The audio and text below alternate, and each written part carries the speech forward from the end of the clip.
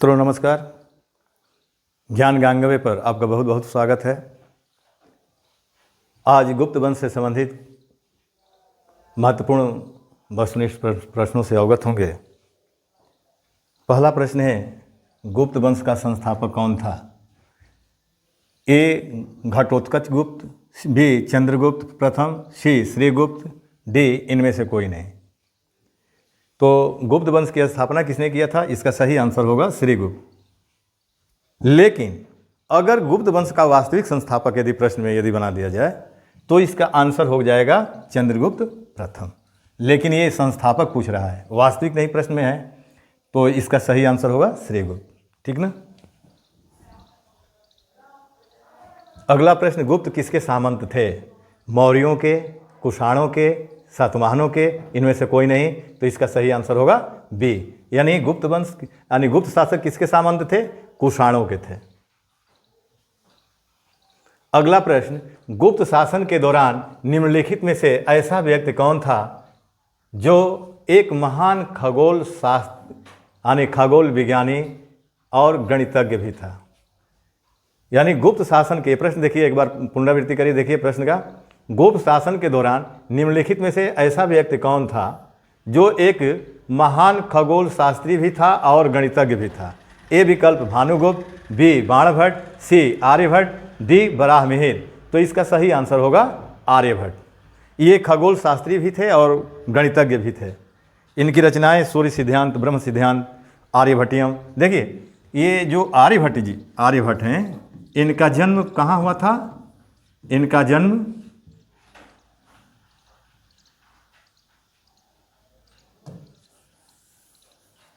यानी आर्यभट्ट का जन्म कहाँ हुआ था? पाटलिपुत्र में। पाटलिपुत्र।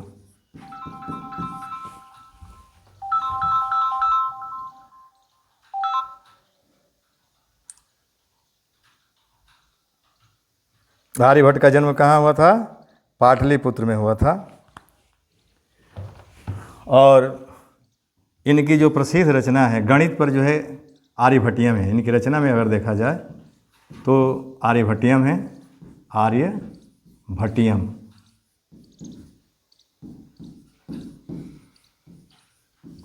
सूर्य सिद्धांत है, सूर्य सिद्धांत, और ब्रह्म सिद्धांत है।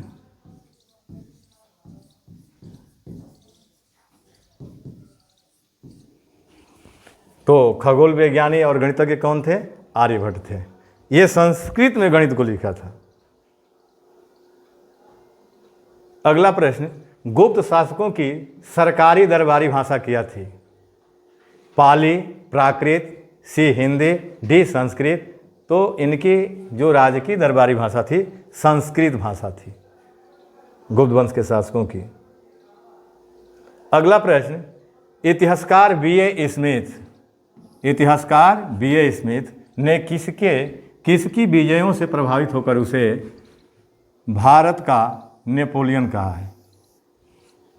यानी बी.ए. स्मिथ किस गुप्त शासक को भारत का नेपोलियन कहा है? ए विकल्प स्कंदगुप्त को, बी चंद्रगुप्त को, सी ब्रह्मगुप्त को, डी समुद्रगुप्त को। तो इसका सही आंसर होगा समुद्रगुप्त को उसने भारत का नेपोलियन कहा है।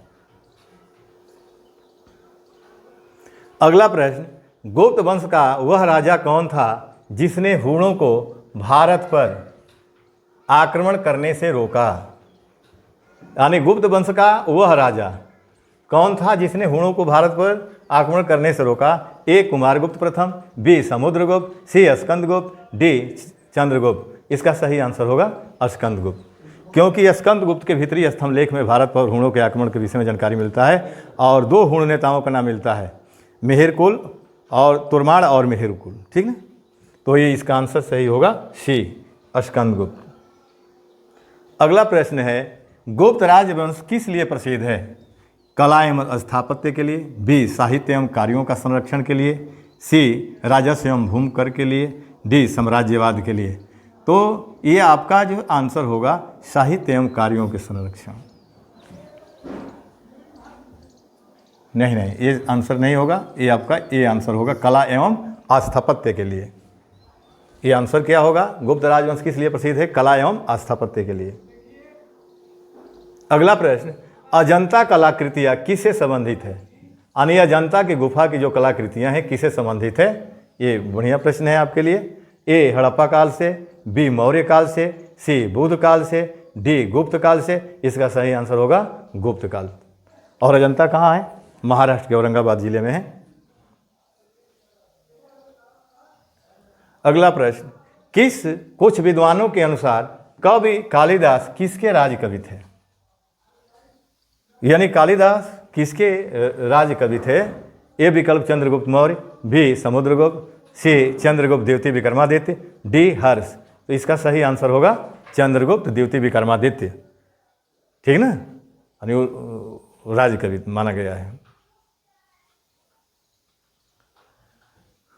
अगला प्रश्न है, अजंता चित्रकारी का विषय वस्तु निम्नलिखित से किससे संबंधित है? जैन धर्म से, बौद्ध धर्म से, वैष्णव मत से, डी शैव मत से। इसका सही आंसर होगा बौद्ध धर्म। यानी जो अजंता की चित्रकारी है किस धर्म से संबंधित है? बौद्ध धर्म से संबंधित है। अगला प्रश्न है, उत्तर गुप्त में जो विश्वविद्यालय प्रसिद्ध हुआ वह था? यानी उत्तर गुप्त में जो विश्वविद्यालय प्रसिद्ध हुआ वह था कांची, बी तक्षशिला, सी नालंदा, डी बल्लभी। इसका सही आंसर होगा नालंदा विश्वविद्यालय। और नालंदा विश्वविद्यालय की स्थापना किस शासक ने कराया? गुप्त शासक ने कराया था, कुमारगुप्त ने कराया था। ठीक ना, तो इसका आंसर क्या होगा? नालंदा। अगला प्रश्न, एरण अभिलेख का संबंध किस शासक से है? एरण अभिलेख का संबंध किस शासक से है? ब्रह्मगुप्त, चंद्रगुप्त, चंद्रगुप्त द्वितीय, भानुगुप्त। तो ये भानुगुप्त का से संबंधित एरण अभिलेख है। इसमें सती प्रथा का सर्वप्रथम उल्लेख मिलता है। इसमें एरण अभिलेख में क्या मिलता है? सती प्रथा का उल्लेख।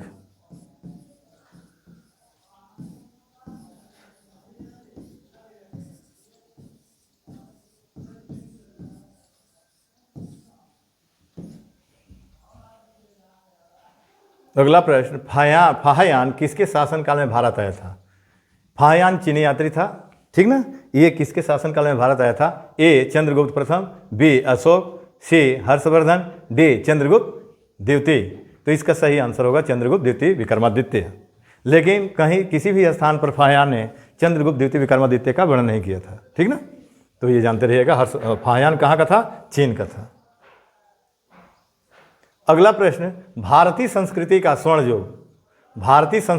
स्वर्ण युग गोल्डन एज था? मौर्य काल, राजपूत काल, चोल काल, गुप्त काल। ये आंसर आपका गुप्त काल होगा। ठीक ना, यानी स्वर्ण युग किसके काल को कहा गया है? गुप्त काल। अगला प्रश्न, फाहयान कहाँ का निवासी था? यानी फाहयान कहाँ का निवासी था? भूटान ए विकल्प में दिया है, बी अमेरिका, सी चीन, डी बर्मा। इसका सही आंसर होगा चीन। अगला प्रश्न, सेतुबंध का रचनाकार प्रवरसेन सेकंड किस वंश का शासक था? यानी सेतुबंध की रचना किसने किया था? यानी प्रवरसेन सेकंड ने किया था। तो ये प्रश्न है कि ये प्रवरसेन जो द्वितीय हैं वो किस वंश से संबंधित हैं? विकल्प में देखिए, ए शक, बी कण्व, सी वकाटक, डी सातवाहन। इसका सही आंसर वकाटक होगा। यानी प्रवरसेन द्वितीय आपके वकाटक वंश के थे और उनकी प्रसिद्ध रचना सेतुबंध है। अगला प्रश्न, किस मुगल कालीन शासक को कविराज कहा गया है? श्रीगुप्त, चंद्रगुप्त द्वितीय, सी समुद्रगुप्त, डी स्कंदगुप्त। इसका सही आंसर होगा समुद्रगुप्त। यानी समुद्रगुप्त को कविराज के नाम से भी जाना जाता है। अगला प्रश्न देखिए, श्रीलंका के राजा मेघवर्मन, ये ध्यान दीजिएगा, श्रीलंका के राजा मेघवर्मन ने किस स्थान पर भगवान बुद्ध का मंदिर बनवाने के लिए समुद्रगुप्त से अनुमति मांगी थी? ए विकल्प प्रयाग, बी बोधगया, सी कुशीनगर नारा, डी अमरावती। इसका सही आंसर होगा बोधगया।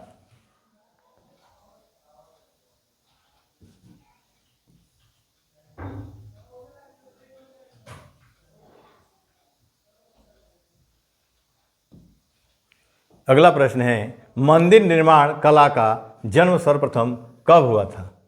मंदिर निर्माण कला का जन्म कब हुआ था? ए विकल्प मौर्य काल में, बी गुप्त काल में, सी कुषाण काल में, डी सैंधव काल में। इसका सही आंसर होगा गुप्त काल में। यानी भी आंसर होगा।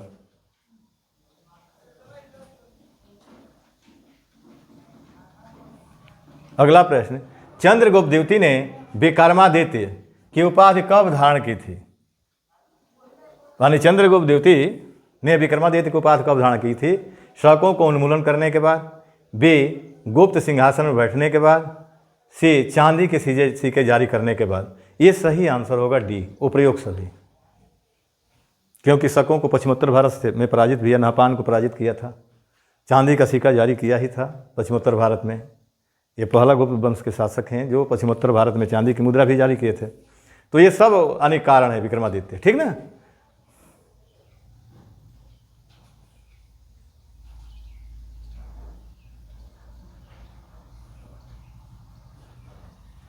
अगला प्रश्न, गुप्त काल के सर्वाधिक लोकप्रिय देवता कौन थे? शिव, विष्णु, बुध, सूर्य। इसका सही आंसर होगा विष्णु, क्योंकि जो गुप्त वंश के शासक थे उनका जो राजकीय प्रतीक चिन्ह था वो गरुड़ था, और गरुड़ किसका वाहन होता है? विष्णु का होता है। तो ये भागवत धर्म के अनुयायी थे, ठीक ना, भगवान विष्णु के उपासक थे। तो ये पूछ रहा है प्रश्न क्या कि गुप्त काल के सर्वाधिक लोकप्रिय देवता कौन थे? तो विष्णु होगा। अगला प्रश्न, चंद्रगुप्त द्वितीय ने अपने किस विजय की खुशी में चांदी के विशेष सिक्के जारी किए थे? बलहिक प्रदेश को जीतने के बाद, होड़ों को परास्त करने के बाद, शकों को पराजित करने के बाद, और डी इनमें से कोई नहीं, शकों को पराजित करने के बाद। यानी पश्चिमोत्तर भारत में शकों को पराजित करने के बाद यानी उसने यानी क्या चांदी की विशेष सिक्के जारी किए थे, ठीक। अगला प्रश्न देखेंगे,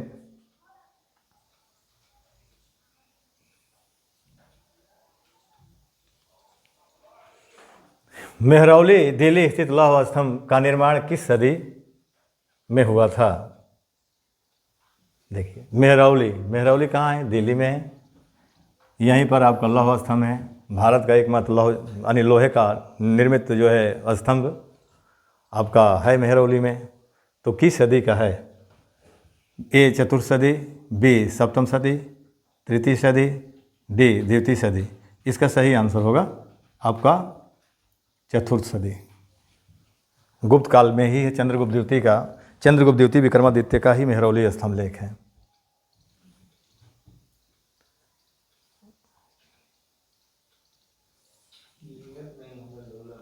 अगला प्रश्न, फाहियान और हेनसांग ने के राज्यों का देखा, यानी फाहियान और हेनसांग ने के राज्यों को देखा, यानी चंद्रगुप्त मौर्य हर्षवर्धन क्रमशः। यहाँ देखिए ये दे रहा है कि फाहियान किससे संबंधित है, हेनसांग किससे संबंधित है, यानी सामान्य भाषा से आप समझिए। यानी चंद्रगुप्त मौर्य एवं हर्ष क्रमशः, हर्ष एवं चंद्रगुप्त विक्रमादित्य क्रमशः। फिर सी विकल्प चंद्रगुप्त विक्रमादित्य एवं कृष्णदेव राय क्रमशः। डी में दे रहा है चंद्रगुप्त विक्रमादित्य एवं हर्षवर्धन क्रमशः, ठीक ना। तो इसमें आपका फाहियान का संबंध किससे है? चंद्रगुप्त विक्रमादित्य से, ठीक। और हेनसांग आपका हर्षवर्धन से संबंधित हैं। हेनसांग हर्षवर्धन के शासनकाल में आए। तो यहाँ क्रम से अगर देखा जाए तो डी आपका सही होगा।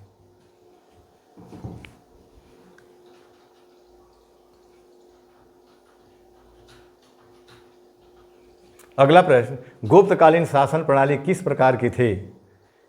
ए राजतंत्रात्मक, बी लोकतंत्रात्मक, सी गणतंत्रात्मक, डी इनमें से कोई नहीं। तो गुप्तकालीन शासन प्रणाली जो थी राजतंत्रात्मक थी, और इसका आंसर होगा ए।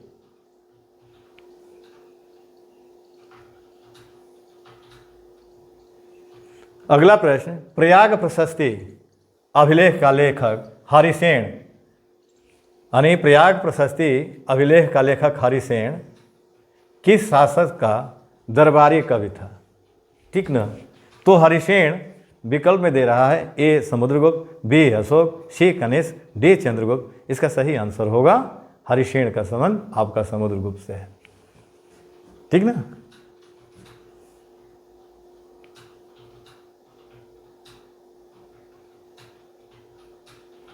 अगला प्रश्न, सारनाथ के धमेक स्तूप, ये धमेक स्तूप कहाँ है? धमेक स्तूप सारनाथ में है, का निर्माण किस काल में हुआ था? ए विकल्प मौर्य, बी कुषाण, सी शुंग, डी गुप्त। तो ये आपका सही आंसर होगा गुप्त।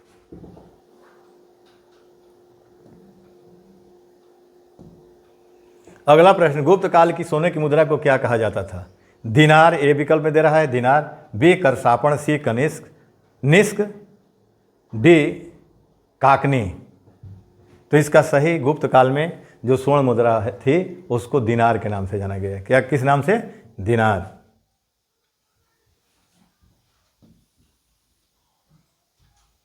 अगला प्रश्न है, कुमार संभव महाकाव्य यानी कुमार संभव महाकाव्य किस कवि ने लिखा है? ए विकल्प बाणभट्ट, बी चंद्रवरदाई, सी हरिसेन, डी कालिदास। तो कुमार संभव किसकी रचना है? कालिदास की रचना है। रघुवंशम है, मेघदूत है, कुमार संभव है, मालविका अग्निमित्रम है, अभिज्ञान शाकुंतलम है, विक्रमोर्वशी है, ये सब रचना, उसके बाद ऋतु संहार है, ये सब रचनाएं किसकी है? आपका कालिदास की है। तो उसमें कुमार संभव प्रश्न में आ रहा है आपका कि कुमार संभव महाकाव्य किस कवि ने लिखा? ये 4 विकल्प हैं, बाणभट्ट, चंद्रवरदाई, हरिसेन और डी कालिदास। तो इसका सही आंसर होगा कालिदास। अगला प्रश्न, नालंदा विश्वविद्यालय की स्थापना का युग है। यानी नालंदा विश्वविद्यालय, प्रश्न में है कि नालंदा विश्वविद्यालय की स्थापना यानी किस समय में किया गया था? मौर्यों के समय, ए विकल्प में दे रहा है, कि कुषाणों के समय में, कि गुप्तों के समय में, कि पाल वंश के समय में। तो ये आपका सही आंसर होगा गुप्त। कुमार गुप्त ने नालंदा विश्वविद्यालय की स्थापना किसने किया था? कुमार गुप्त, गुप्त शासक कुमार गुप्त ने किया था। अगला प्रश्न, गुप्त युग में भू राजस्व की दर क्या थी? यानी गुप्त युग में भू राजस्व की दर क्या थी? ए विकल्प उपज का 4था भाग, बी उपज का 6ठा भाग, सी उपज का 8वां भाग, डी उपज का आधा भाग। ये सही आंसर होगा उपज का 1/6 भाग था, ठीक ना, 6ठा भाग था।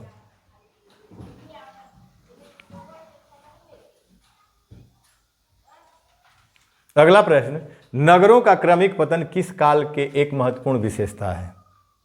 नगरों का, ये भी बहुत बढ़िया प्रश्न है, पतन का काल। ये देखिए पूछ दे रहा है विकल्प में, ए गुप्त काल, बी प्रतिहार काल, सी राष्ट्रकूट, डी सातवाहन। इसका सही आंसर होगा यानी गुर्जर प्रतिहार काल, ठीक ना।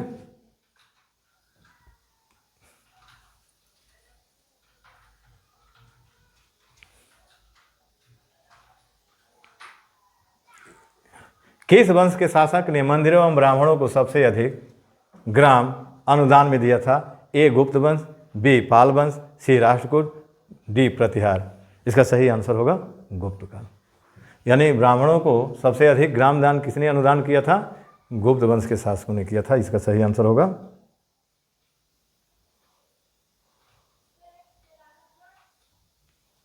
अगला प्रश्न है, दिल्ली के मेहरौली यानी दिल्ली के मेहरौली के कुव्वतुल इस्लाम मस्जिद, ये बहुत बढ़िया प्रश्न है आपके लिए।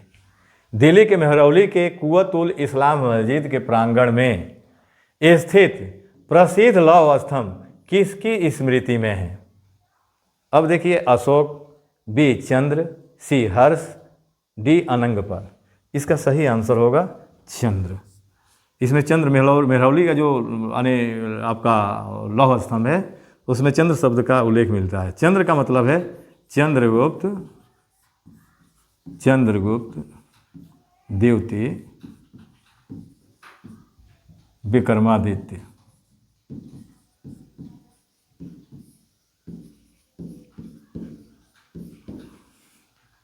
ठीक ना। और ये जो कुव्वतुल इस्लाम मस्जिद के प्रांगण की बात कर रहा है, इस मस्जिद का निर्माण किसने कराया था? कुतुबुद्दीन ऐबक, कुतुबुद्दीन ऐबक ने कराया था।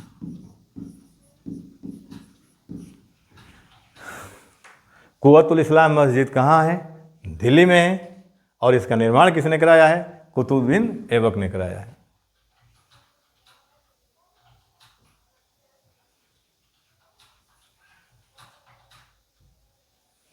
अगला प्रश्न, कालिदास द्वारा रचित मालविका अग्निमित्रम नाटक का नायक कौन है? यानी कालिदास द्वारा जो लिखित मालविका अग्निमित्रम है नाटक, इसका नायक कौन है? ए विकल्प पुष्यमित्र शुंग, बी गौतमीपुत्र सातकर्णी, सी अग्निमित्र, डी चंद्रगुप्त सेकेंड। इसका सही आंसर होगा अग्निमित्र। मालविका अग्निमित्र का नायक कौन है? अग्निमित्र हैं।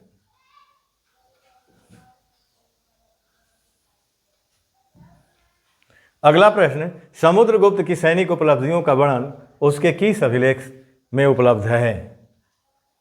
यानी समुद्रगुप्त के सैनिक उपलब्धियों का वर्णन उसके किस अभिलेख में उपलब्ध है?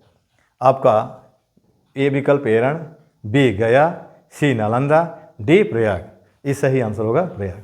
जो प्रयाग स्तंभलेख है उसमें समुद्रगुप्त के यानी विजयों का वर्णन मिलता है, ठीक ना। तो इसका सही आंसर होगा डी प्रयागराज।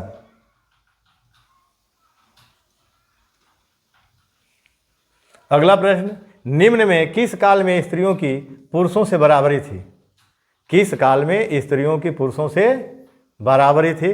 गुप्त काल में, मौर्य काल में, चोल काल में, इनमें से कोई नहीं। इसका सही आंसर होगा गुप्त काल।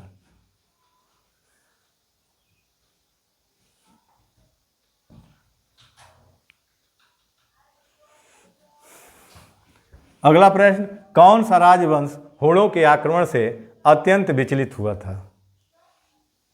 यानी हुणों के आक्रमण से कौन सा राजवंश विचलित हुआ था? ए विकल्प मौर्य, बी कुषाण, सी गुप्त, डी शुंग।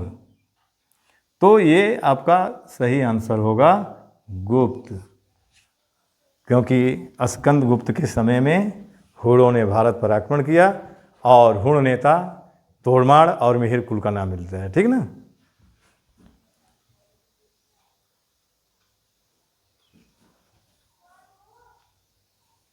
अगला प्रश्न है, निम्नलिखित में से कौन सा नाटक कालिदास ने नहीं लिखा है?